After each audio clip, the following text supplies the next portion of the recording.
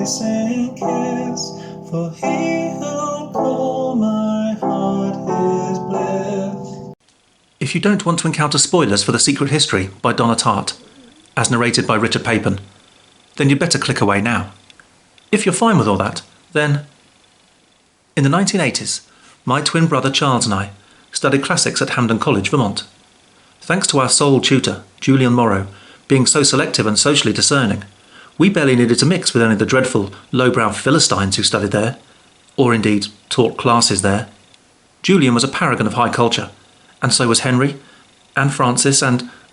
OK, not so much Bunny, but still, Julian and we, his 5 disciples, were blissfully content, studying ancient Greek in his isolated little classroom, wallowing in the sublime, buffered from the hoi polloi. One day, however, I'd ended up trying to make my way through the dance floor at some rowdy party on campus, and this awful West Coast airhead called Judy Poovey smashed into me. She was probably off her head on coke, as usual, and then threw a beer over me for good measure. There was a bit of a scene. Charles and Henry dealt with her goons, but that didn't give me much sense of personal satisfaction. But everyone knew she was completely enamoured with this doormate of hers, another Californian called Richard Papin. He was quite bookish and good-looking and had pretensions of sophistication, but whenever you saw his face in repose, his unconscious leer betrayed his low-class upbringing.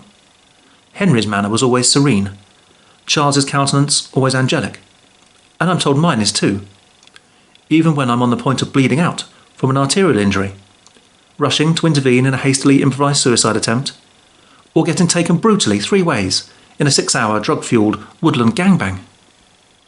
So just to punish her, I spent the rest of my time there just mercilessly cock-teasing this dumb Californian guy. He later got transferred into our class, which made it even easier, and also came in handy when we ended up needing to murder Bunny, as we could rely on him to do and say basically whatever Henry told him to reinforce our alibi.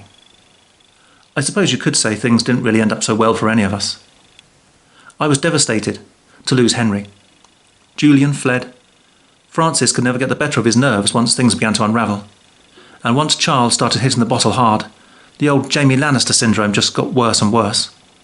Richard, well, I forget what happened to Richard, but I know for a fact Judy Slutty Poovey never got a sniff of him. He wouldn't give that trashy harridan a second look while I was there, tripping daintily around campus, beauty and elegance in its purest form. I expect she made something of herself in the end, something tacky, no doubt. But she'd been taught her place, and that was satisfaction enough for me. And this is the only story I will ever be able to tell.